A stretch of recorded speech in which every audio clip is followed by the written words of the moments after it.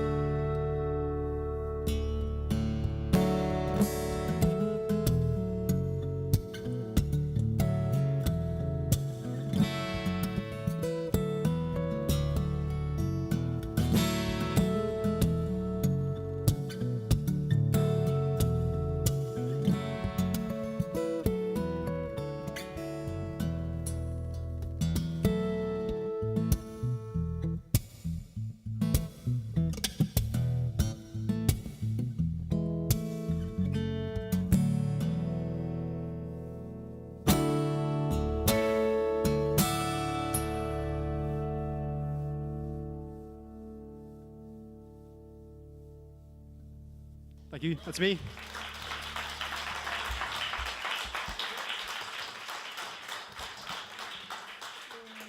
You mentioned the competition and the Guitar Star. I mean, you might be underplaying it a wee bit, but that's a massive, massive event to be part of, a massive event to win. What was it like, the process of it on Sky Arts? A big jump for yourself. What did you take out of it? What did you learn from it? Bar winning it, what did you actually get out of it? Okay, well, I hold it. I'll do the holding. Okay, thank you, man. I have to do something. I feel so out of place. Can't play the guitar properly like these guys. Yeah, no, it was insane. It's like, I'm from Belfast, and I'm used to basically just playing like bars and stuff where people aren't actually listening. Like here, that's what's great. It's like a seated audience. It's nice and intimate. But yeah, I was usually playing to like 30 people or whatever, and then yeah, I just entered the competition for the crack. I was just like, why not? And then arrived down to Dublin on like one Sunday morning at like 9 o'clock, and there was cameras everywhere, and it was really, really scary. Yeah, and then just got through all the various stages. But I mean, the main thing, apart from like getting to play like these like amazing venues that I wouldn't have got otherwise, you know what I mean, was getting mentored from people. So I mentioned Rodrigo and Gabriella, but there was also a guy called Mike Dawes, who's like a master of this sort of percussive style. and Paco Pena as well, who's a flamenco guitarist, is a complete god. Like so, that was probably the main thing, getting to spend time and actually learning from these people. What do you do next after something like that? Uh, Do you go back to bars, or do you try to push forward and build on the success? I don't really know. It's I suppose I'm trying to like expand out just a wee bit more and try some different stuff.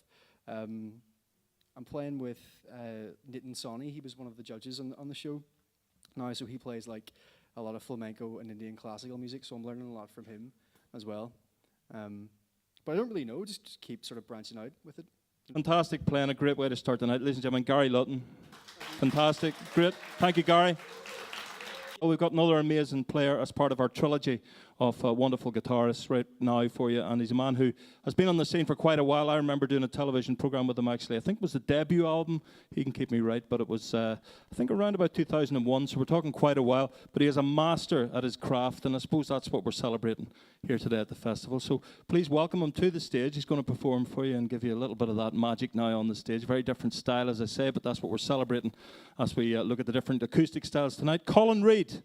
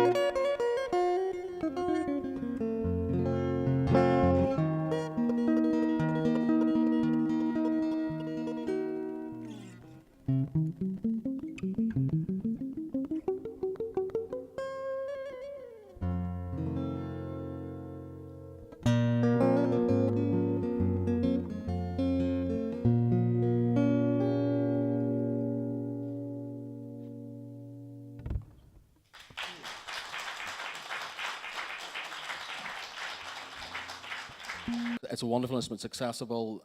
It's easy to get started on, but very expressive as well. So you know, if you have something to express, it's a good instrument. The frets really help. And it keeps you in track where you are and where you've got to go next. You do a lot of teaching as well, Colin, and you know, it must be rewarding for you as well to pass on some of the knowledge and pass on some of the magic, because it must be something you see in young players. You must see that the spark that you'd have seen in yourself. It must be quite rewarding to see that side of it, the teaching side. Yes, I'm enormously gratified. There's some professional guitarists roaming the planet at the moment who came to my classes at the Crescent Arts Centre, and you know, they worked well for them. So I've recently distilled my teaching down into 5 lessons. So I used to go on for weeks or years, but now you come and see me 5 times, and I can tell you everything I know. Guarantee that sounds good to me. Who's up for that, guys? Ladies and gentlemen, one more time, fantastic player, and we're delighted to have him here tonight. Colin Reid. Just brilliant. Time to welcome to the stage now our final performer tonight. Have you been having a good night so far, folks? I do hope you have, and all the amazing guitar styles. This man blends different styles the way all our artists actually have tonight, in fairness, and I suppose that's what this is about, all the different acoustic styles and different ways of playing.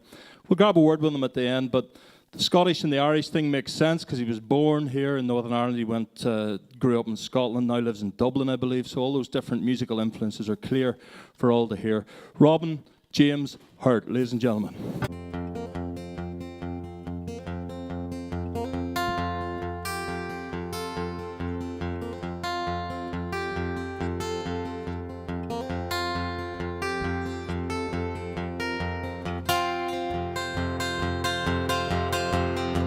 As I went down by Huntly Town one morning for to feed, I met Bogie Doug Kearney, and with him I did agree to work his two best horses, cart or harry a plough, or anything but farm work, which I very well could do.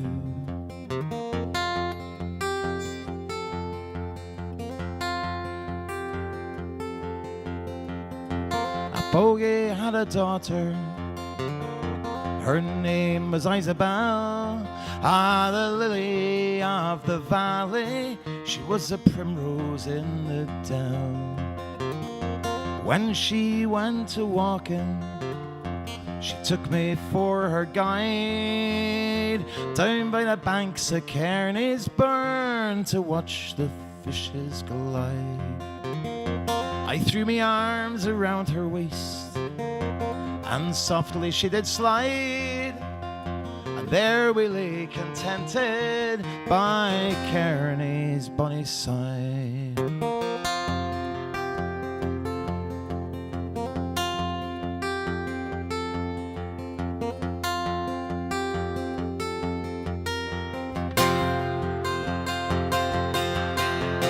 Our 3 months was scarcely over when this lassie lost her bloom.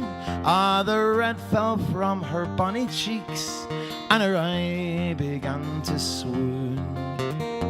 9 months being over, she brought forth to me a son, and I was quickly sent for to see what could be done. Well, I said that I might marry her. They said that would never do, and they said, you're no match for Bogie's lass, and she's no match for you.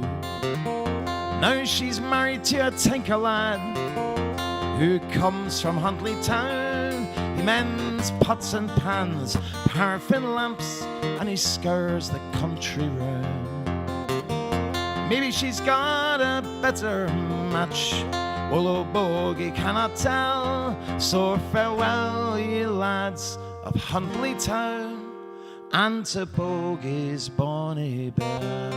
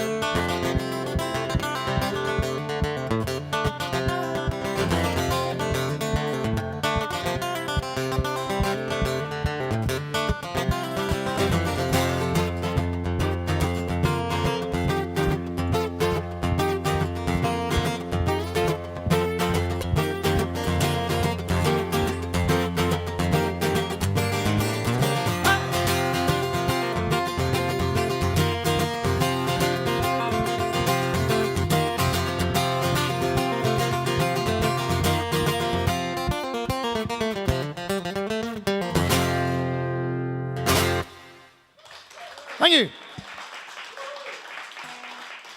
Thanks very much. In terms of a festival like this, how important is it to gather and to celebrate music like Four Corners does here? And you must be a regular at various festivals. How important is it to keep that kind of event going?